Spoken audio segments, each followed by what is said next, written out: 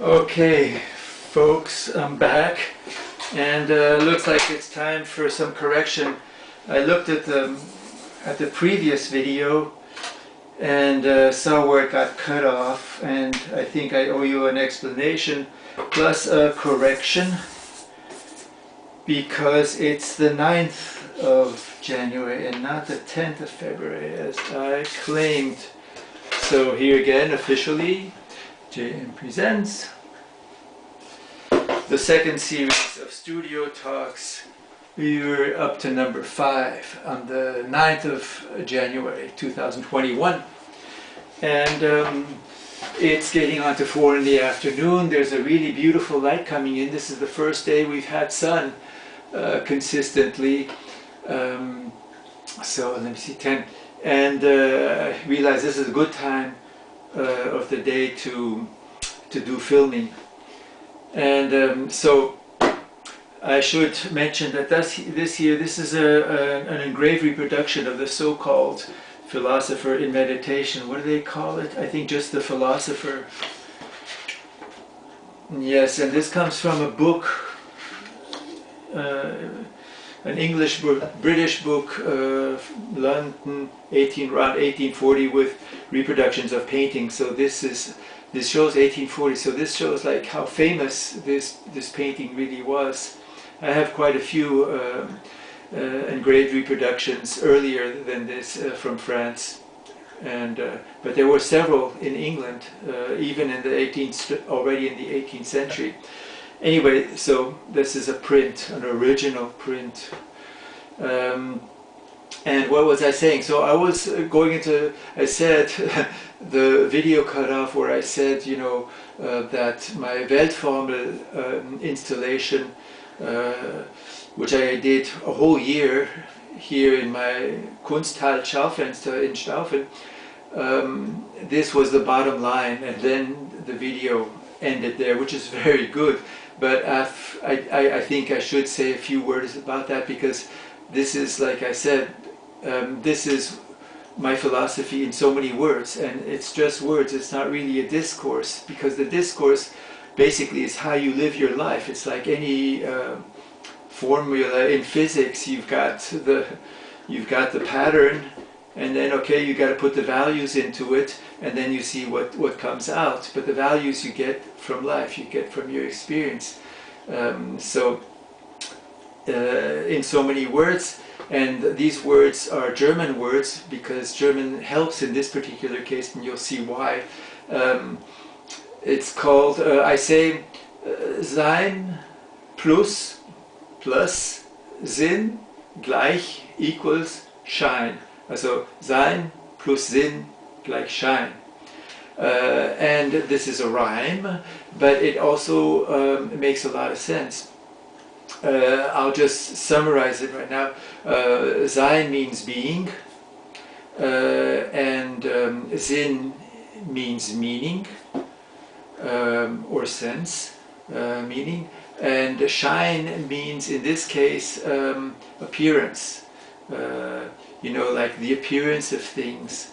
And so, and Schein, it's also a bill, like a banknote as a Schein.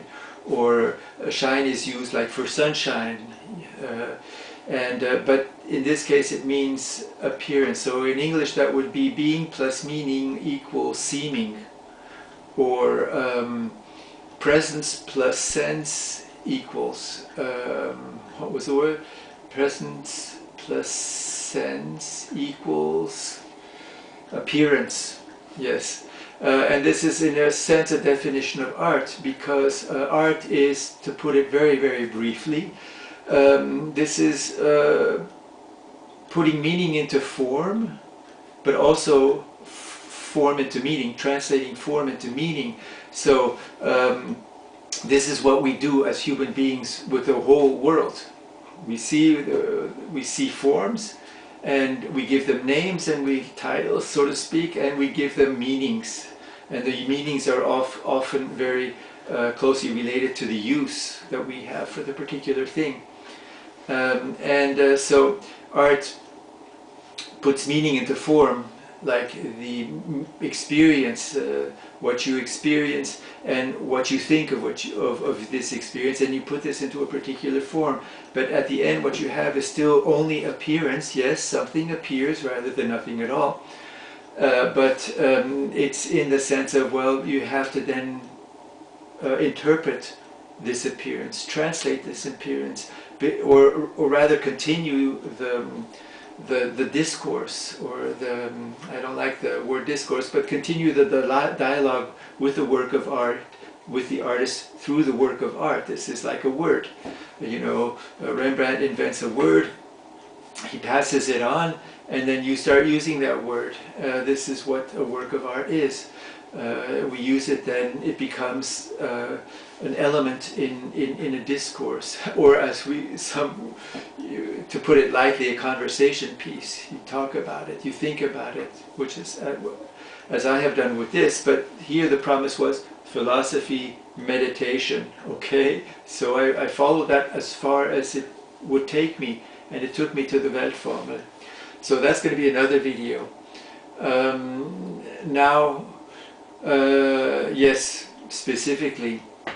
So I did come to the bottom line, and now it's in continuing to work on this painting, it has to do with healing blindness. And of course, on the bottom level, basic level, the blindness is that the people who think that this is a philosopher in meditation are not seeing what Rembrandt had in mind. And even more in mind, in his heart, because the story of Tobit and Tobias and Anna is a very touching story. It's the filial piety and piety in general, you know, a person who is very, very, very religious, God-fearing, as they used to say.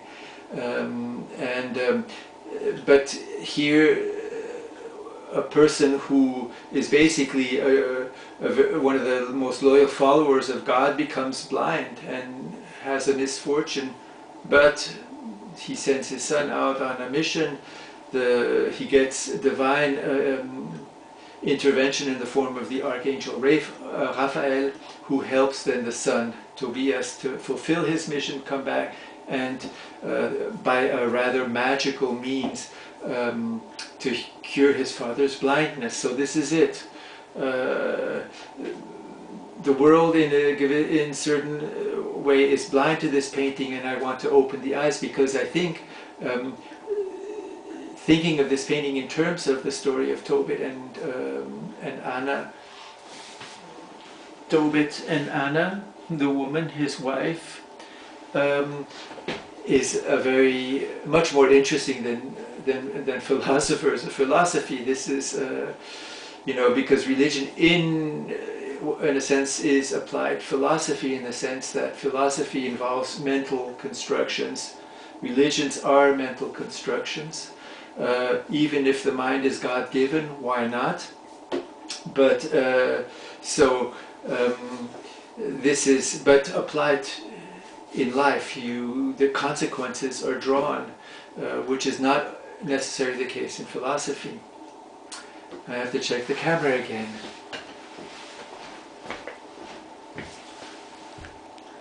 What have we got here? It looks like only 7 minutes. No, 8 minutes, 9 minutes, so I've got 3 minutes left. So this is what's at stake in my work on this painting now. You know, there's nothing linear about it. It's not like I started out trying to prove anything about this painting. I really started out, or I did do that in my master's paper, but proving that it wasn't a philosopher, but it was a philosopher through the back door via Jungian archetypes, in particular the symbol of the integrated self, the mandala, and of course the relationship between Rembrandt and his father, because this figure is probably his father, or modeled after his father. I can prove it, by the way. And So if Rembrandt here painted a story or talked about, let's say, a story that involves blindness and healing through the sun, this is very, very, very, very important. And therefore, let's say the century-long mistake or misunderstanding about this painting is offering me the opportunity to learn this lesson and then to pass it on in whatever form that will take, whether artistic or just, okay, I'm an art figure and I'm saying, open your eyes and shut your mouth. A very good approach to life. So that'll be my last word. Open your eyes, keep them open, be aware, be awake, and just don't talk so much. I mean, sorry about the contradiction, but I have to say it in order to get it across in so many words. The sun is going down.